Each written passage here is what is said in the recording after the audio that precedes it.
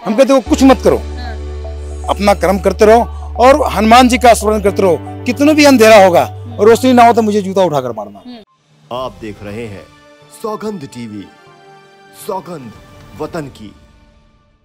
नमस्कार, मैं शालिनी झा और आप देख रहे हैं सौगंध टीवी। इस समय मौजूद हैं कनॉट प्लेस के प्राचीन हनुमान मंदिर पर, जहां पर मेरे साथ नेताजी चाय वाला मौजूद हैं, जो काफ़ी फेमस हैं इस एरिया में ही, ना सिर्फ बल्कि पूरे दिल्ली में।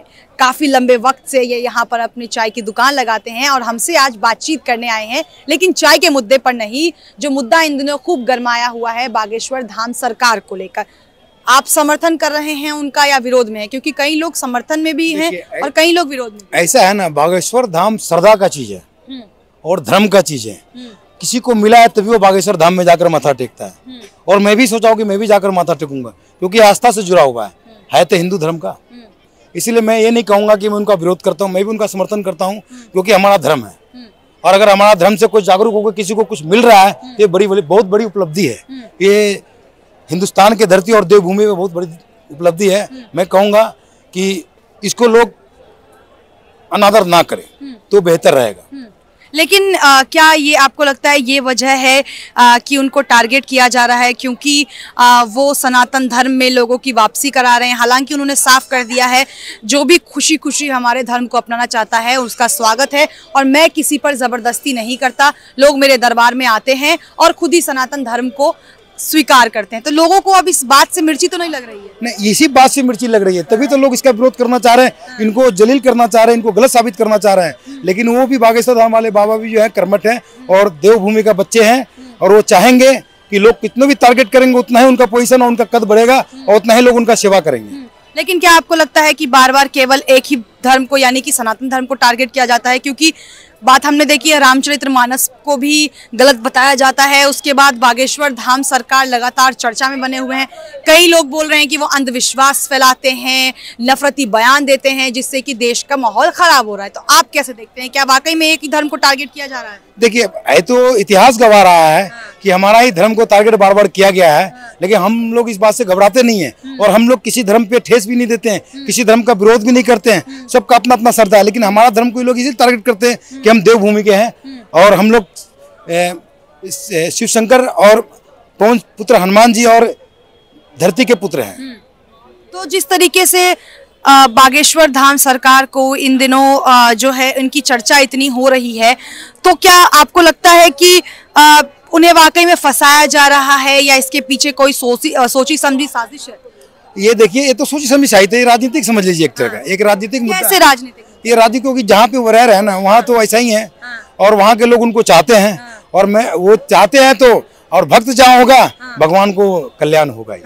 भगवान आप मतलब मानते हैं, आप बागेश्वर धाम को मानते हैं? अगर मौका मिलेगा तो हाँ जाएंगे, अवश्य जाएंगे, मेरी सोच है। और कनॉट प्लेस हनुमान मंदिर के हम अच्छे सेवादार में से हैं। चाय का दुकान तो मेरी है ही, लेकिन बाबा के चरणों का अच्छे सेवादार रहे हैं और हर लोगों का कदम से कदम मदद करता रहा हूँ मैं। जो भी आदमी हमारे लायक हुआ है मैं उनका सेवा करता हूँ। और ये दुकान इसी राज्य में नहीं, देश के 29 राज्य है ना, हर राज्य में 2-4 हजार क्लाइंट मेरे हैं। अच्छा, चलिए, ये तो बड़ी अच्छी बात है। लेकिन मैं आपसे एक सवाल करना चाहूंगी। नेताजी चाय वाला से तो आप फेमस हैं ही, जैसे बागेश्वर धाम सरकार जो है इन दिनों काफी ज्यादा फेमस हैं। लोग उनकी एक झलक पाने को रहते हैं, दरबार में भी लाखों लोग उनके पास आते हैं, श्रद्धालु हैं।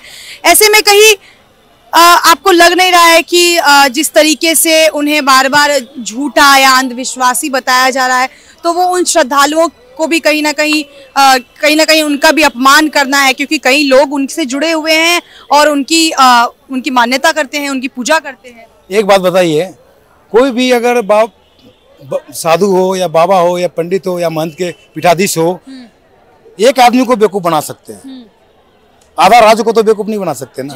कुछ तो उसको मालिक ने दिया ही है जो उस लायक है, तो हम भी उसको स्वीकार करते हैं कि मालिक का आशीर्वाद तो है। आज मैं आपको बता रहा हूँ, मैं अपनी बता रहा हूँ कि हमें भी कुछ मिला है, तभी इस दरबार में बिहार से आके दिल्ली में मैं सजा हूँ और भी हनुमान जी के चरणों में। तो ये तो सच है, इसमें कहीं करो। श्रद्धा है, जैसे उन लोगों की भी श्रद्धा है, तो श्रद्धा पर बात क्यों आती है और श्रद्धा बार बार टारगेट क्यों होती है? आस्था श्रद्धा बार बार टारगेट क्यों की जाती है? अगर आपको लगता है कि अगर ये किसी और धर्म की बात होती तो अब तक तो विरोध प्रदर्शन हो जाता, लोग सड़कों पर उतर आते हैं। देखिए, हम लोगों में क्या है कि एक तो शांति का देश रहा है, शांति वातावरण रहा है। वो नहीं चाहते कि किसी का विरोध अनविरोध करके हम अपने देश में क्लेश फैलाएं।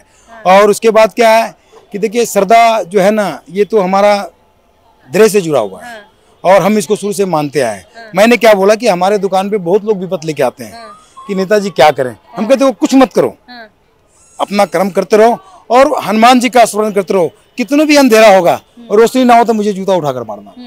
यही मैं सब भक्तों को बोलता हूँ। चलिए एक आखिरी सवाल आपसे कर लेती हूँ।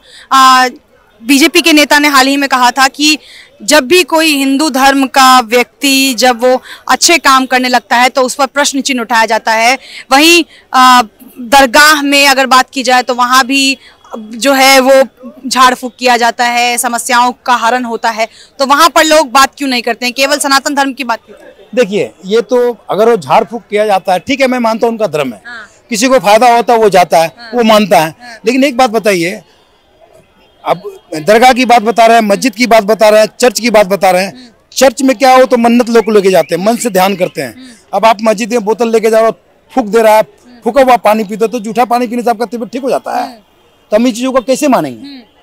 और हम इन चीजों को नहीं देते कि किसी को अगर आप देते हो सरदा, अब मंदिर में हम प्रसाद चढ़ाने जाते हैं तो पहले हम खुद थोड़े खाते हैं। तो हम तो इन चीजों को पहले भगवान को भोग लगाते हैं ना। वो वहां जाने के बाद वो 4 को पर्ची डाल देंगे पानी में और फूक देंगे, भाई 5 दिन पी लेना, दुकान के आगे घुमा के छेड़ देना। मेरे आगे बहुत ऐसे करते हैं लेकिन इन बातों को नहीं मानते। हमारा करी को किसी ने नहीं तोड़ सका, ये अगल बगल वाले सारे ऐसे करते हैं, मैंने देखा अपने आंखों से।